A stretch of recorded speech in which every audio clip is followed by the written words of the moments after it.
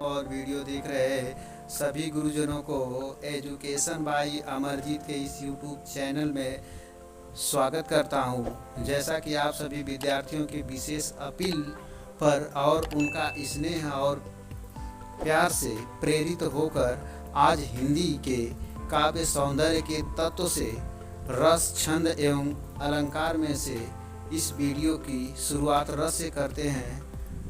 और तो आइए बहुत ज़्यादा समय न गंवाते हुए रस की शुरुआत करते हैं। सबसे पहले रस के बारे में जान लेते हैं कि रस किसे कहते हैं। कविता, कहानी, उपन्यास आदि को पढ़ने या सुनने से एवं नाटक देखने से जो आनंद की अनुभूति होती है उसे रस कहते हैं। जैसे उदाहरण के तौर पर देखा जाए तो भोजन से जीभ और मन को तृप्ति मिलती है। भोजन ग्रहण करने से जीभ और मन को तृप्ति मिलती है। ठीक उसी प्रकार मधुर काव्य के रसास्वादन से आनंद मिलता है और यह आनंद अकथनीय और अलौकिक होता है। आचार्य भरत मुनि ने का एक सिद्धांत है, विभावानुभाव व्यभिचारी संयोगाद्रस निष्पत्ति, अर्थात विभाव, अनुभाव और व्यभिचारी भावों के संयोग से रस की निष्पत्ति होती है। रस के मुख्य रूप से 4 अंग होते हैं। अगर देखा जाए तो रस के मुख्य रूप से 4 अंग होते हैं जो निम्न हैं। नंबर 1 अस्थाई भाव, 2 विभाव, 3 अनुभाव और 4 संचारी भाव। मेरे प्रिय विद्यार्थियों, आइए अब शुरू करते हैं। इस रस के जो मुख्य रूप से 4 अंग हैं उनके एक एक अंग के बारे में जान लेते हैं। अस्थाई भाव सहृदय में मूल रूप से विद्यमान रहने वाले भावों को अस्थाई भाव कहते हैं। ये चिरकाल तक अर्थात बहुत अधिक समय तक रहने वाले होते हैं। चिरकाल तक रहने वाले तथा रस रूप में सृजित एवं परिणित होते रहते हैं, अर्थात ये उत्पन्न होते हैं और बदलते रहते हैं। जैसे हम कोई देशभक्ति, हम जैसे कोई मूवी देख रहे हैं या वीरता प्रधान फिल्म देखते हैं या उसके डायलॉग, उस मूवी के डायलॉग सुनते हैं, उस समय हमारे मन में एक विलक्षण उत्साह का अनुभव होता है। लगता है ना कि हीरो अगर मार रहा है तो हीरो की तरफ साथ देते हैं कि हम भी मारेंगे, ये करेंगे। एक अजीब प्रकार का जो है उत्साह होता है। या फिर किसी मजबूर बेबस नायिका को प्रताड़ित होते हुए या विलाप करते हुए देखते हैं तो उस समय करुणा का जन्म होता है। ऐसे ही भावों को अस्थाई भाव कहते हैं। अस्थाई भाव कहते हैं। आगे देखते हैं। अस्थाई भावों की संख्या 9 होती है।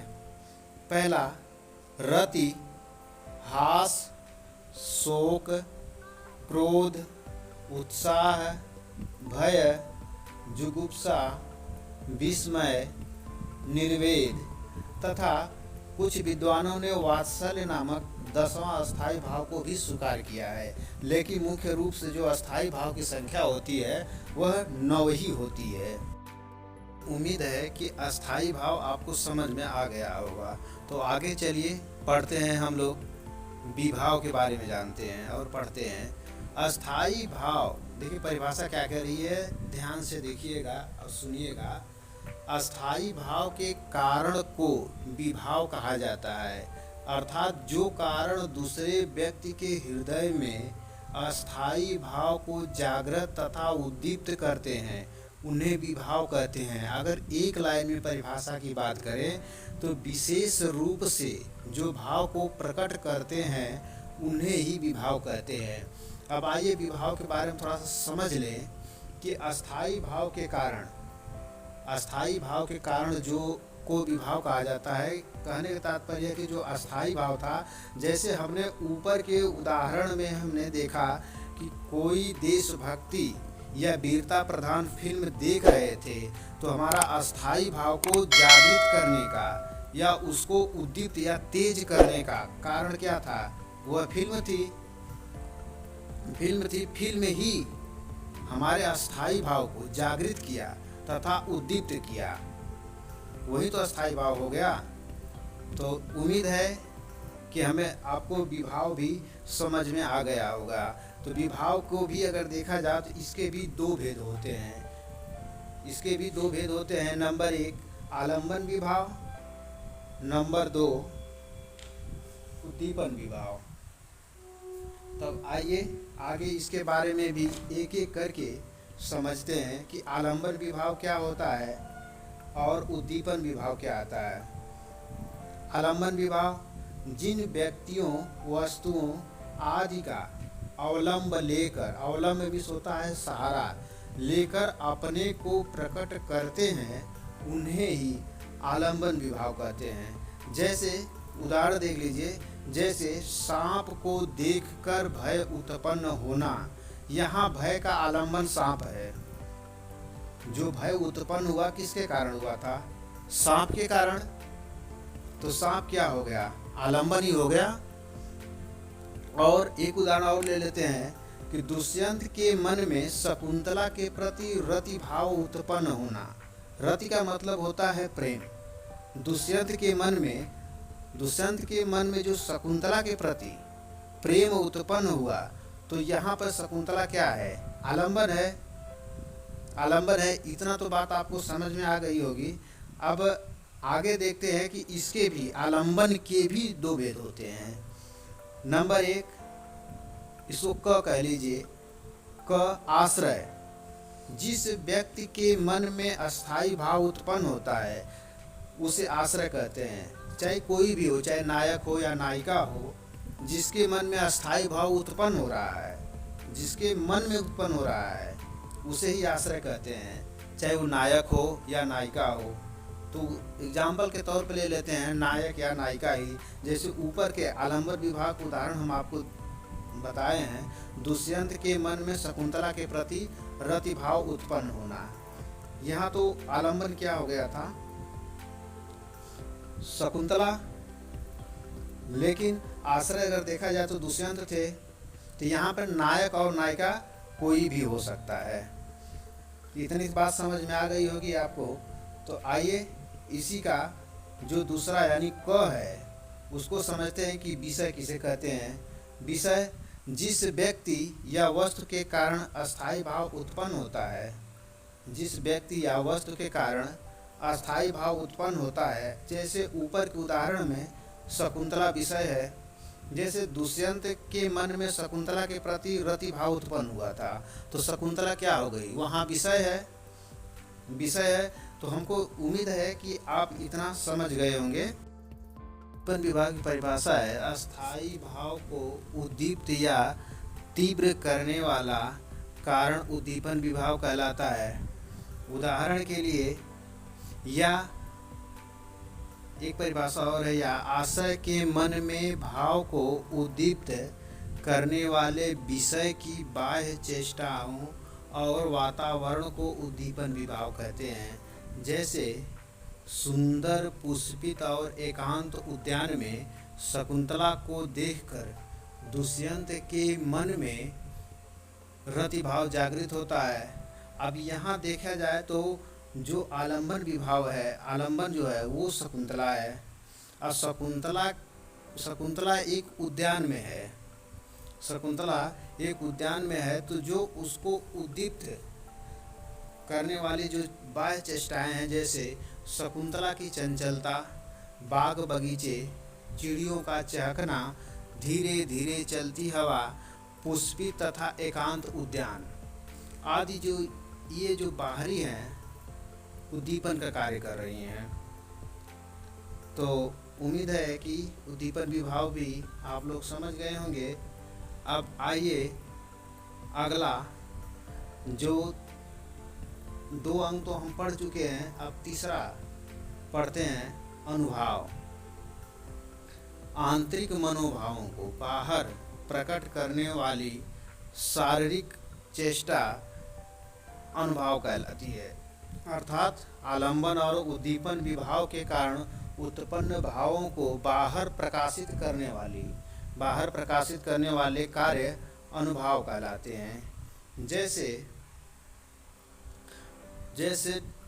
डर से इधर उधर देखना, कांपना, चेहरे पर पसीना आ जाना इत्यादि। आगे देखते हैं कि अनुभाव के कितने प्रकार के होते हैं। तो यह 4 प्रकार के होते हैं। नंबर 1 कायिक अनुभाव, नंबर 2 ये अनुभाव के भेद बता रहे हैं, कायिक, वाचिक, आहार्य और सात्विक। अब आइए इसके एक के बारे में पढ़ा जाए। तो आइए शुरू करते हैं। कायिक अनुभाव शरीर के अंगों द्वारा की गई चेष्टाओं को कायिक अनुभाव कहते हैं। जैसे शरीर में होने वाले, जैसे किसी को पकड़ने के लिए हाथ बढ़ाना, भय की दशा में भागना इत्यादि। और दूसरा है वाचिक अनुभाव, इसे मानसिक अनुभाव भी कहते हैं। वे मानसिक चेष्टा जो वाणी के द्वारा प्रकट होते हैं, जैसे भय की दशा में चिल्लाना या सहायता के लिए गुहार लगाना इत्यादि। आहार्य, अगला पढ़ते हैं आहार के बारे में। वेशभूषा के माध्यम से, वेशभूषा का मतलब होता है पहनावे के माध्यम से भाव प्रदर्शित करना ही आहार्य कहलाता है। जैसे जोकर आप देखे होंगे कि जोकर अनेक प्रकार की वेशभूषा में आता है, जो अपने भाव को प्रदर्शित करता है। या एक उदाहरण मनोरंजन के तौर पे ये भी ले लीजिए कि शेर को देखकर यदि नायक धोती ऊपर चढ़ाने लगे और भागने के लिए जूता निकाल ले, तो यह भाव ही क्या है? आहार्य भाव है। उसको देख कर के वेशभूषा कैसा लग रहा है, दिखाने के लिए तो अपना भाव प्रकट कर रहा है ना, तो ये तो आहार्य भाव में ही आ गया ना। तो चलिए अब अगला देखते हैं सात्विक अनुभाव। जो अनुभव, हमको उम्मीद है कि आपको ऊपर के सभी रस जो है समझ में आ गए होंगे, सभी जो प्रमुख अंग हैं वो समझ में आ गए होंगे। अब अगला देखते हैं सात्विक अनुभाव।